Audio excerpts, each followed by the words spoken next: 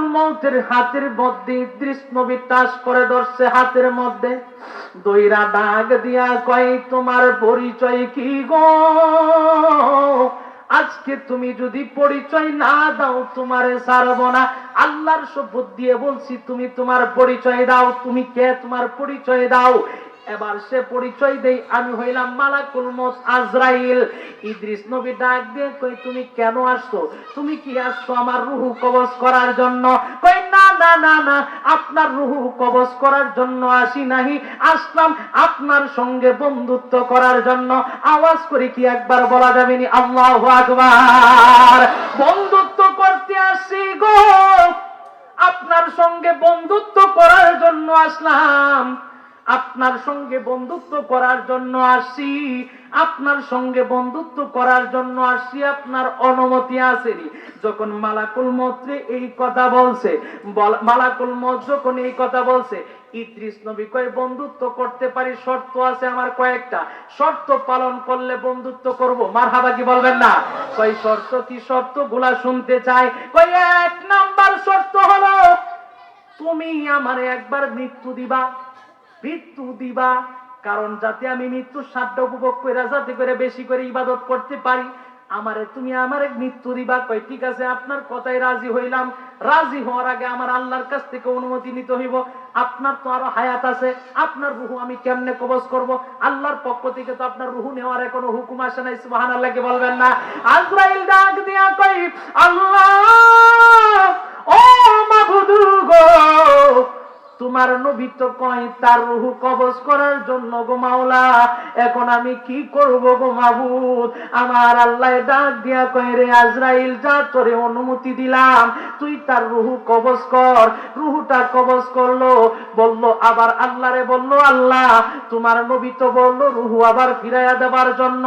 আল্লাহ কই ঠিক আছে, রূহটা ফিরাইয়া দে। রূহটা আবার ফিরাইয়া দিছে। ইদ্রিস নবীর ভেতরে রূহ প্রবেশ করলো। ইদ্রিস নবী উইঠা বসলো। আজরাইল ডাক দিয়া কয় ওহো ইদ্রিস নবী গো, ও তোমার কাছে জানতে চাই তোমার যে রূহ কবজ করলাম তোমার কাছে কেমন লাগছে? ইদ্রিস নবী ডাক দিয়া কয় মালাকুল মউত রে, ও মালাকুল মউত, আমার কাছে মনে হয়েছে যেন জীবিত একটা প্রাণীর শরীর থেকে যদি উল্টা বাই চামড়াটা খুলে ফেলা হয়, এরকম আমার কাছে কষ্ট অনুভব হয়েছে। আল্লাহু আকবার বেশি বলবেন না? ইদ্রিস নবীর সঙ্গে সঙ্গে এই কথা বলছে। মালাকুল মউত ডাক দিয়া কই ও আল্লাহর পয়গম্বর ইদ্রিস নবী, এই পর্যন্ত যতগুলি মানুষের রূহ আমি কবজ করেছি, এত সহজে আমি কারো রূহ কবজ করি নাই।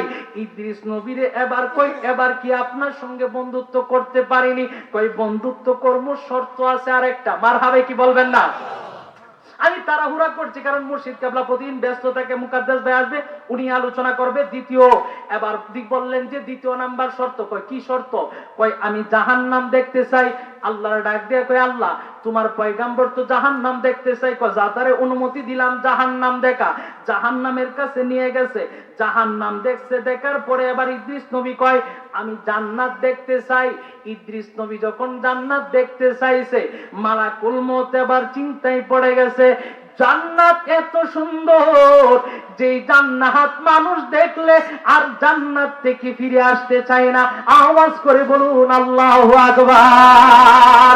এবার ডাক দিয়া কই মালাকুল মউত আজরাইল,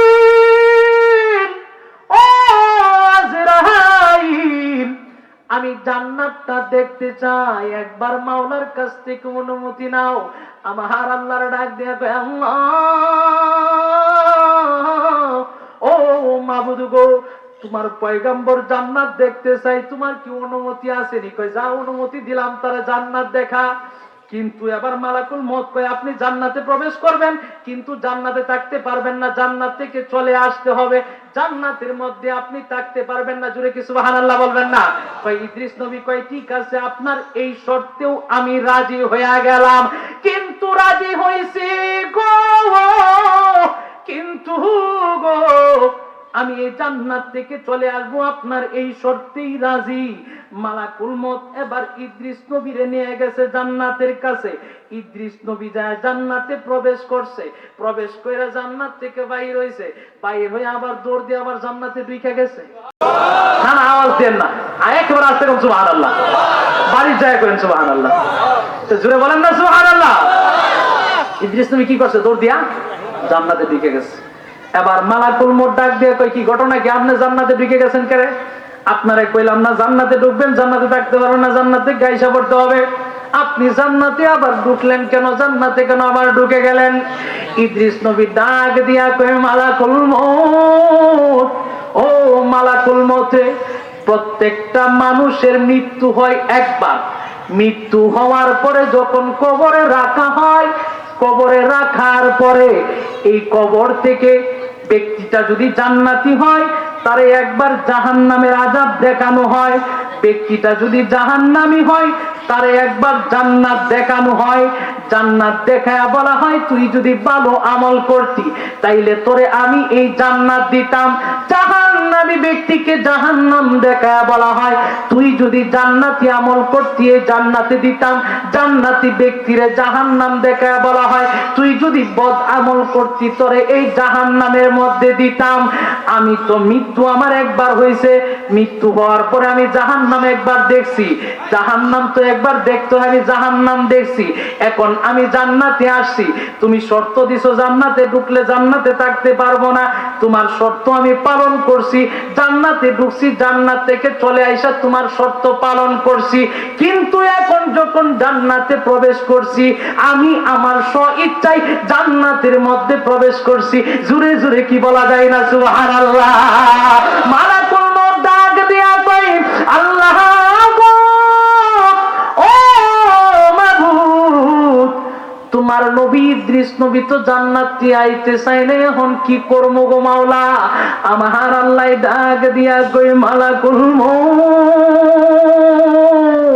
ও মালাকুল মউত রে, আমি ইদ্রিস নবীর তাকদীরের মধ্যে এটাই লিখে রাখছিলাম, দুনিয়ার থেকে তার আমি মৃত্যু দিব মানুষের বোঝানোর জন্য, যে দুনিয়ার মধ্যে পাঠাইছি, দুনিয়াতে চিরদিন থাকতে পারবা না, একদিন চলে আসতে হবে।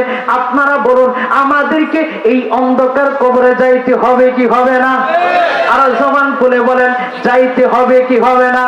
সেই জন্য সাজিয়ে গুজিয়ে দে মোরে সজনী তোরা, সাজিয়ে গুজিয়ে দে মোরে, বলেন না, সাজিয়ে গুজিয়ে দে মোরে সজনী তোরা, সাজিয়ে গুজিয়ে দে মোরে।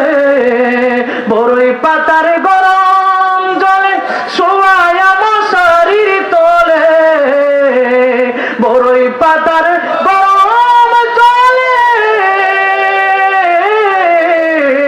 বড়ই পাতার গরম জলে শোয়ায়া মশারির তলে, আতর গোলাপ চন্দন মেখে দে সজনী তোরা, সাজিয়ে গুজিয়ে দে মোরে। চিৎকার মেরে বলুন আল্লাহু আকবার। আমার আল্লাহ কই, ইদ্রিস নবী শুনো, ও মালাকুল মউত তার তাকদীর এটাই লিখে রাখছিলাম, আমি এটা দুনিয়ার মানুষদেরকে দেখাবো। আমি শুধু মানুষদেরকে জানায় দিব তা নয়, আমি এটা দেখায়ও দিব, তারে জাহান্নাম দেখাইলাম, এবার আমি জান্নাত দান করে দিলাম। বলেন না মারহাবা, নারায়ে তাকবীর, নারায়ে রিসালাত, নারায়ে গাউসিয়া, মগবাজার দরবার শরীফ, সকলে বলেন মারহাবা। ভাইজান আইসা বসে, ভাইজান আলোচনা করব। এবার দেখেন, ইদ্রিস নবী জান্নাতে যায় কি জান্নাতে থাকছে না? জান্নাত থেকে আইসা পড়ছে, জান্নাত থেকে থাকছে না? জান্নাতে থাকছে না? আইসা পড়ছে। জোয়ান বলবেন, থাকছে না? আইসা পড়ছে। কিন্তু আমরা নবী জান্নাত দেখে জান্নাতে থাকছে না? আইসা পড়ছে। কার জন্য আসছে? উম্মতের মায়ায় ওই নবীর প্রেম আর ভালোবাসার দরকার আছে না নাই? এই আওয়াজে মানি না, জবান খুলে বলেন দরকার আছে না নাই? সেই জন্য শেষ বেলায় দুইটা হাত তুলে বলেন, নবী তুমি আমার হয়ে যাও, আহা নবী তুমি আমার হয়ে যাও, আহা রাসূল তুমি আমার হয়ে যাও, বলেন রাসূল তুমি আমার হয়ে যাও। আমি তোমার, তুমি আমার, একবার কথা দাও বলুন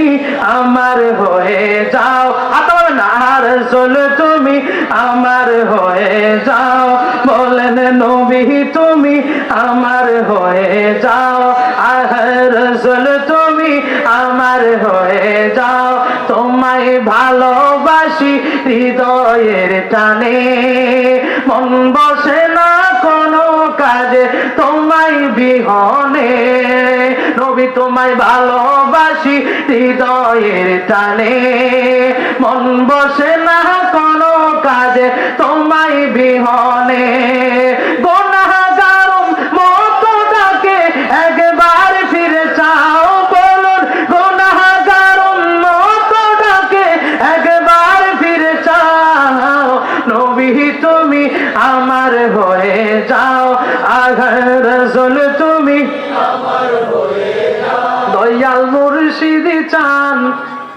মুর্শিদি চলবে নি, আরো জবান করলে মানে চলবে নি, তরিকতের আমল গুলো হয়ে যায় মোরে এলোমেলো, তরিকতের আমল গুলো হয়ে যায় মোরে এলোমেলো, রাগ করিলে কোথায় যাইব গো মুর্শিদ, রাগ করিলে কোথায় যাইব গো মুর্শিদ, আল্লাহ রাসূলকে পাইব, দয়াল মুর্শিদ তুমি খুশি থাকলে আল্লাহ রাসূলকে পাইব, হাজার লক্ষ পাপের বোঝা হিসাবে হয় অনেক সাজা, হাজার লক্ষ পাপের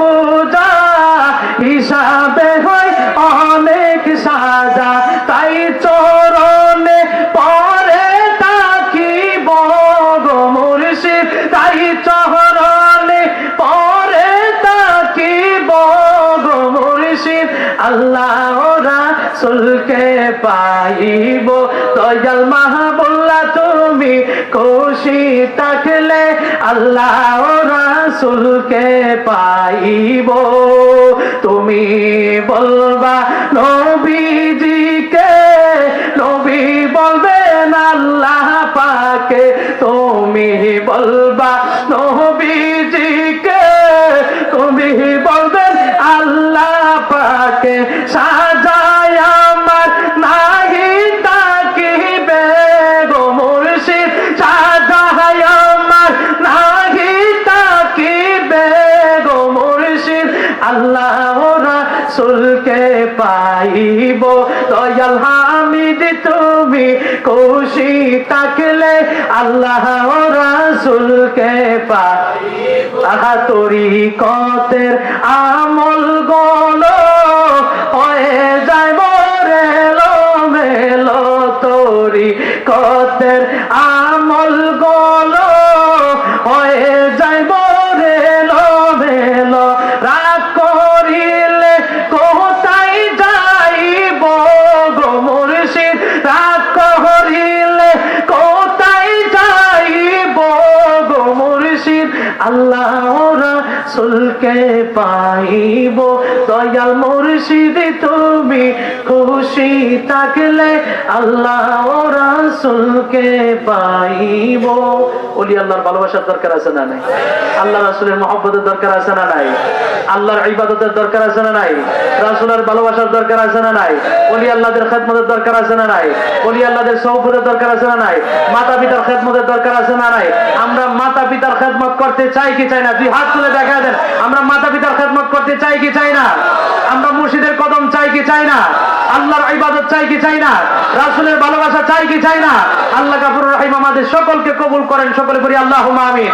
আহা মন যদি দিতে হয় নবীকে দিও, আহা মন যদি দিতে হয় নবীকে দিও, আহা ভালো যদি বাসতে হয় নবীকে বাসো, আহা ভালো যদি বাসতে হয় নবীকে বাসো, নবী তরানে ওয়ালা, নবী বাঁচানে ওয়ালা, নবী তরানে ওয়ালা, নবী বাঁচানে ওয়ালা আহা ওই নবীজির মোহাব্বতে মিলাদ পড়িও মন যদি দিতে হয় নবীকে দিও আহা ভালো যদি বাঁচতে হয় নবী মৃত্যু পর্যন্ত আমাদেরকে রাসূলের কদমে থাকার তৌফিক দান করেন সকল করে আল্লাহুম্মা আমিন।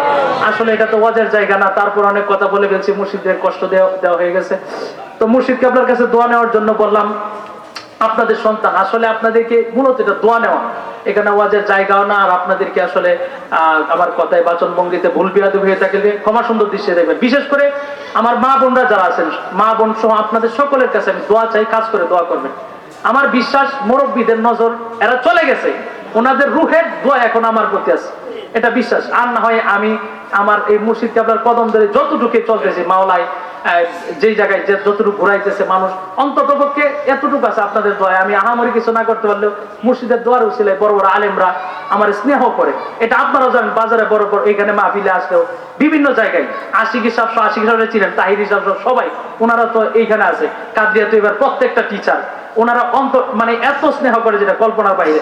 জাহাঙ্গীর আলম মুজাহিদ হিসাবে ওনার খেদমত করছি, কত যে আমার গালি দিয়েছি হিসাব ছাড়া, আমি খালি খারাই থাকতাম চুপচাপ, গেলে তুই পড়ে গেছো করতাম এরকম গালি অনেক উস্তাদদের, আমি চুপচাপ দাঁড়ায় যেতাম অত্যন্ত মহব্বত করে, আমার কোনো যোগ্যতা নেই, তারপর উস্তাদরা ডাকতো, খেদমত করতাম। এই অনেক কাপড় চোপড় ধুইছি, ঘুরছি হুজুরদের পিছনে। মুর্শিদ কেবলার সর্বশেষ কথা, আমি হুজুর কেবলার কাছে বায়াত গ্রহণ করেছি প্রায় 1.5 বছরের মতো হয়েছে।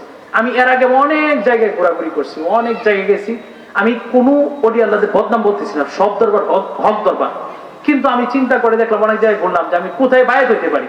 আমার শান্তির একটা ঠিকানা খুঁজতেছিলাম, অনেক মন্তরের একটা শান্তির জায়গা খুঁজতেছিলাম। আমি কোন জায়গায় যাব, কোন জায়গায় গেলে আমার অন্তরে শান্তি পাবো, এটা আমি খুঁজতেছিলাম বিভিন্ন জায়গায়। যেতে যেতে যেতে যেতে মুর্শিদ কেবলা, আমি যেখানে এখন খেজমতে আছি মসজিদে, এটার পাশে আপনারা জানেন ওই মসজিদও বিশাল, এখানে কমিপন্থীরা আছে, আপনারা এলাকার অনেকে জানেন। তো আস্তে আস্তে আস্তে আস্তে এলাকার অনেক কন্ট্রোল নিয়ে আসছি, কয়েকবার যেতে চাইছি, আর মুর্শিদ কেবলাও নিষেধ করছে, বলছে যে একটু দেখেন ধৈর্য ধরেন। আশিকি সব তো পুরা না আমারে, কয় মেয়ে আসবো না, আমার কি আছে কারণ এর মতো জায়গা আছে না। মুর্শিদ কেবলার উসিলায়, দাদা হুজুর কেবলার উসিলায়, আমার আব্বাজান হুজুর কেবলার উসিলায়, এগুলাই না থাকতে কত কিছু করছি। দেখো একদিন এই বাজারের মাহফিলতে বুঝাইতে বুঝাইতে ঢাকা পর্যন্ত, ধৈর্যের একটা গুণ আছে, এত তাড়াহুড়া করে না, ধৈর্য ধরো। কাজ করতে করতে আল্লাহর রহমতে মুর্শিদের উসিলায় মোটামুটি এলাকাটা একটা কন্ট্রোলে আসছে। সব বরাতে দেখেন প্রায় 4 পাতিলের মতো তবারক করছে, এতগুলা মানুষ হয়েছে, ভালোবাসে, এবং অনেক মানুষ আছে। এটা আমি বিশ্বাস করি যে আমার মুর্শিদ কেবলার নজরের উসিলায়, আর আমার কোনো কিছু পাওয়ার নাই। অলি আল্লাহদের সেই জন্য অলি আল্লাহদের কদম ছাড়বেন না, হক্কানি একজন আল্লাহর অলির কদম ধরবেন, দেখবেন আপনার দুনিয়া সকল কিছু হয়ে গেছে। কারণ অলির মাধ্যমে নবী পাওয়া যায়, নবীর মাধ্যমে আমার আল্লাহকে পাওয়া যায়। কথা বলেন ঠিক কিনা? আর আওয়াজ করে বলেন ঠিক কিনা? সেই জন্য আল্লাহর অলির একজন কদম ধরবে, একটা অলির কদম ধরবেন। তো এই প্যারেশানি ছিল, অস্থিরতা ছিল। হ্যাঁ, এই যে একটা কথা আছে না, গাটে গাটে নাও লাগাইয়া মুর্শিদ ভজন লইও, তরিকতের পাগল পাইলে টান দে কুলে লইও রে, তরিরে হুঁশিয়ার হইয়া পাইও। তো এই আপনার মনে করেন খুঁজতে খুঁজতে খুঁজতে খুঁজতে আমি শান্তির একটা জায়গা পেলাম, আমার মুর্শিদ কেবলার কাছে বায়াত হইলাম। মুর্শিদ কেবলার উসিলে আল্লাহর রহমতে আজকে দেখেন আমি বাড়িতে একটা মাহফিলের কিচ্ছু করতে পারছি না, মাহফিলের একটা ব্যবস্থা করছি। আপনাদের সকলের যদি নজর থাকে ইনশাল্লাহ, আমি এটাকে মুর্শিদ কেবলা যদি আমার প্রতি নজর দেয়, এটা আস্তে আস্তে আরো সামনের দিকে বড় করার চেষ্টা করব। শুধু এটা মাহফিল মনে করেন আপনাদের সবার, আমার এলাকাবাসীর সবার, মুরব্বীরা যারা আছে সবার, আপনারাই ইনশাল্লাহ এই মাহফিলটা সুন্দর করে সাজাবেন। আমি তো আছি মুর্শিদের নজরে, তো আমি আছি, আপনাদের সকলের কাছে আমি মাহফিলটা দিয়ে দিলাম। আপনারা শুধু আগামী বছর থেকে বিশেষ করে সব যাই করেন আর না করেন, দয়া করে আমার মাহফিলটা অংশগ্রহণ করে, আজকে যেরকম মুরাকাবার সময় বসছেন, মাহফিলে আসছেন, আমার বিশ্বাস মুকাদ্দাস আলোচনা শুরু করলে আরো মানুষ আসবে, অত্যন্ত চমৎকার আলোচনা করে ভাইজান। তো এরকম ভাবে আমি চাই যে আপনারা অন্ততপক্ষে মাহফিলে এসে মাহফিলের সৌন্দর্যটা রক্ষা করবেন, এটা আপনাদের সকলের প্রতি অনুরোধ। বিশেষ করে আমার বাড়ির যারা মুরব্বী আছে, আমার চাচারা, আমার কলিজার টুকরা চাচারা, আমার চাচিরা, সবাই আমার অত্যন্ত মহব্বত করে। আমি জানি এলাকাবাসী যে আমার এতটা ভালোবাসে, এটা বলার ভাষা বলার মতো না। তো এটাই আপনাদের আসলে, এটাই আপনাদের দোয়া, এটা আমি বিশ্বাস যে আমি জানি যে আপনারা আমার কতটুকু ভালোবাসেন। সেই জন্য আপনাদের শুধু দোয়াটা আমি চাই, আর কিছু চাই না। আমার চাচারা মুরব্বীরা যারা আছে, মা বোনরা যারা আছে, ইনশাল্লাহ আপনারা এরকম ভাবে ধারাবাহিক ভাবে সহযোগিতা করবেন। ইনশাল্লাহ এটা আরো সামনের দিকে নিয়ে যাবো। আমার ভাই, আমার এই ছোট ভাই গুলা, আমার বোন, সবাই প্রচুর পরিশ্রম করছে। আমার ছোট বোন, আমার পরিবারের প্রতি, আমার মা বাবা সহ সবাই পরিশ্রম করছে। এলাকাবাসী অনেকেই পরিশ্রম করছে, ওনারা বিভিন্নভাবে বুদ্ধি দিয়ে, পরামর্শ দিয়ে সহযোগিতা করছে। হ্যাঁ, আমার ভাইগুলো অনেক পরিশ্রম করছে। দোয়া করবেন আল্লাহ যেন তাদেরকেও হেদায়েতের রাস্তায় রাখে। এবং আমি তোমাদেরকে বলবো, জুবায়েত কই, জুবায়েত আছো না? জুবায়েত, তুফায়েত, হ্যাঁ, তোমরা ইনশাআল্লাহুল আজিজ মুর্শিদ কেবলা আসছে, প্রথমবারই মুর্শিদ কেবলা আসছে, তোমরা দেখে বুঝতে পারছো আমার মুর্শিদ কেবলা হক একজন আল্লাহর ওলি। তোমরা দেখেই বুঝতে পারছো। আব্বা যা বলতেছে মুরাকাবার মধ্যে যে আব্বার আজকে যে অবস্থা হয়েছে, কত জায়গায় আব্বার না দিলে এই অবস্থা বাবা আমি কোথাও দেখি না। দেখে আমার কিছু ভালো লাগছে। পরে যা বলতেছে যে আমার কলিজা ঠান্ডা হয়ে গেছে। তো এই জন্য তোমরা বলবো ইনশাল্লাহ আমার মুর্শিদ কেবলার হাত ধরো। ইনশাল্লাহ আরো যারা বায়াত দিতে চান, ইনশাল্লাহ আপনাদের প্রতি আহ্বান থাকবে, বায়াত হবে। কারণ মুর্শিদের কদম ছাড়া ভাই পার পাওয়ার কোনো রাস্তা নাই। কারণ আল্লাহ সূরা ফাতিহার মধ্যে বলছে ইহদিনাস সিরাতাল মুস্তাকিম, সরল পথে চলো, সিরাতাল লাযিনা আনআমতা আলাইহিম। নিয়ামতপ্রাপ্ত বান্দারা যে পথে চলছে, নিয়ামতপ্রাপ্ত বান্দা হলো আল্লাহর ওলি। আল্লাহর ওলি ছাড়া চলা সম্ভব না। নামাজে আল্লাহর ওলিদেরকে সালাম দিই, ওই দিয়ে গেলে অনেক লম্বা হয়ে যাবে। কিছু কথা কইলাম, কারণ এত আলোচনার বিষয় না। আমার ভাইজান এখন আলোচনা করবে। আপনাদের সকলের কাছে দোয়া, সহযোগিতা, আমার প্রতি মহব্বত, এবং আমার কথা কোনো ধরনের ভুল বেয়াদবি হলে সাথে সাথে মুরব্বীরা যারা আছেন আপনারা জানাবেন। এলাকার সন্তান হিসেবে বড় ভাইরা যারা আছেন, এই মুজাম্মেল তোমার এই কাজটা ঠিক হয়েছে না, আমি সাথে সাথে শুধরানোর চেষ্টা করবো। মুরব্বীরা সহ সাথে সাথে আমার ভুলটা ধরাবেন। এটা আপনাদের প্রতি আমার আর্জি থাকবে এবং আপনাদের কাছে এটা চাওয়া থাকবে। আপনাদের প্রতি আমি কোনো সময় রাগ করবো না। আপনাদের কাছ থেকে দোয়া নিয়ে, আমার মা বোনদের কাছ থেকে দোয়া নিয়ে, আমার মুর্শিদ কেবলার চরণ ধরে নিয়ে আমি আমার আলোচনা শেষ করলাম। আসসালামু আলাইকুম ওয়া রাহমাতুল্লাহ ওয়া আখিরু দাওয়ানা আলহামদুলিল্লাহি রাব্বিল আলামিন। আসসালামু আলাইকুম ওয়া রাহমাতুল্লাহ।